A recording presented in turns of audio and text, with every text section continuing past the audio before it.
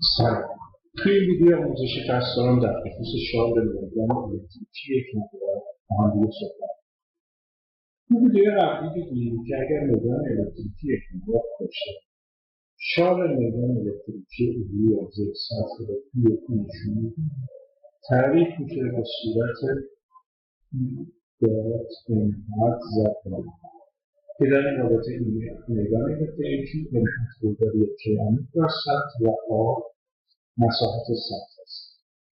حالا نتیجه در نظر بگیرید که میدان الکتریکی ما غیر یک نواخت باشه یا سطح سطح ساکن باشه. مثلا یک همچین سطح رو در نظر بگیرید و خطوط میدان الکتریکی به صورت غیر یک نواخت دارن از این سطح عبور میکنن.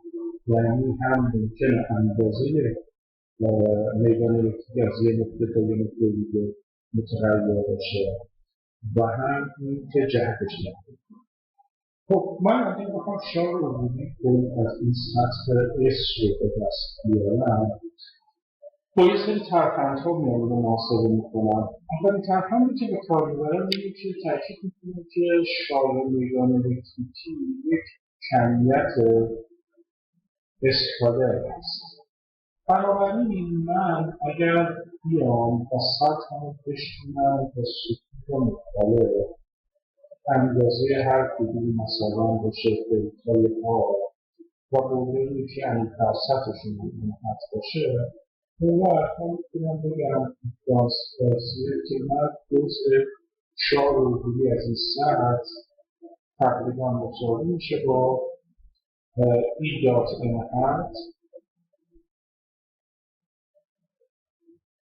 ضرب در دلتایی. حالا چرا تقریبا مساوی؟ به این دلیل که این رابطه اگر به تصادف تبدیل بشه واقعا این بستگی داره که ما سطح دلتایی ها رو اینقدر کوچیک در نظر بگیرن که میدان الکتریکی هیچ تغییر مخصوصی در جای مختلف سطح داشته باشه. حالا اگر این روند رو بخوام ادامه بدم به خودم میتونم بگم که پس اگر من این خونه ها رو به دلتا آی نشون بدم و این تا خونه داشته باشم یعنی این سطح بشکنم به سطح مختلف، میتونم بگم که شارژ عبوری از خونه آیون تقریبا مساوی میشه با ای دات منحط دلتا آی. و اگر من شارژ عبوری از کل این سطح رو بخوام، این مساوی میشه با سیگما آی از یک تا n دلتای ریالی های من که یعنی سیگما آی از یک تا n ای دات منحط دلتای من. خب هنوز ما اینجا دارم این علامت تقریبا مساوی قرار میدیم. چرا؟ چون هنوز توی این مقدار تغییر پسر میکنیم. اگر بخوام جوابمون رو دقیق‌تر بنویسیم، ایدئالش اینه که من با خودم بگم این ساعت‌های دلتا آهای رو باید بهتر چی در نظر بگیرم که عملا این رابطه‌ای که دارم خیلی دقیق بشه، یعنی میدان الکتریکی در جای مختلف سطح تغییر مخصوصی نداشته باشه. هم ارزش من چی میتونم بگم؟ هم ارزش من میتونم بگم که این تعداد خونه‌هایی که دارن تعداد سکونی که تقسیم می‌کردن از لحاظ ریاضیاتی احتمال به سمت اون وقت میتونم بگم که شارژ میدان الکتریکی مساوی میشه با حد n میل به سمت دیگر سیگما آی از یک تا n ای دات منحط دلتای آی. تو ریاضیات دیدید که این حد سیگما وقتی میره به سمت دیگر با ارتباط ریمانی برابر میشه و بنابراین من رابطه مربوط به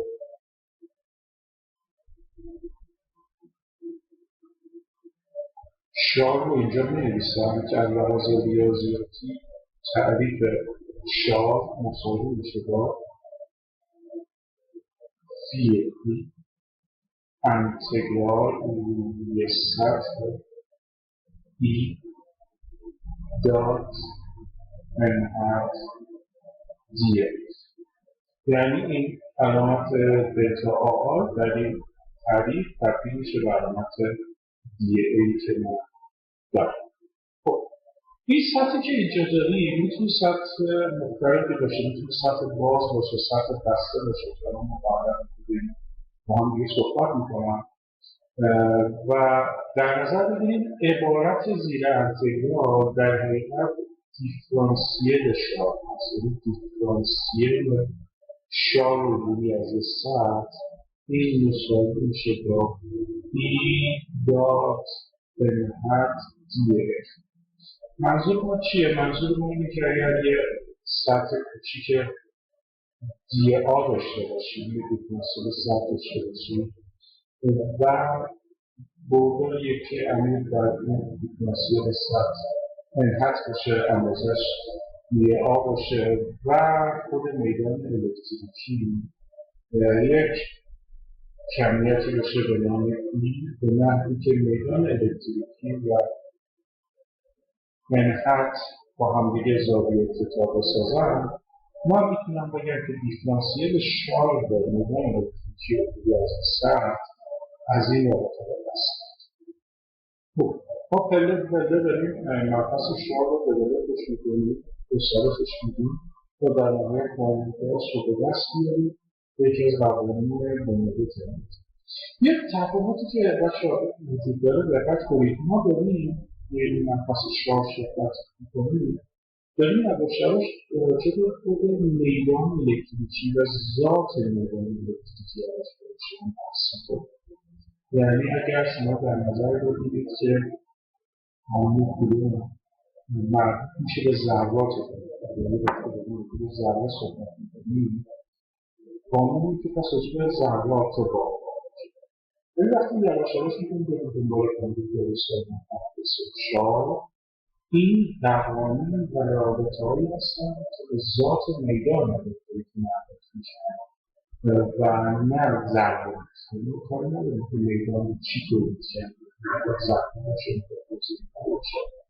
این در نهایت به این نتیجه میرسیم که میدان الکتریکی خواص داره صرف نظر از اینکه چه چیزی میدان الکتریکی باشه.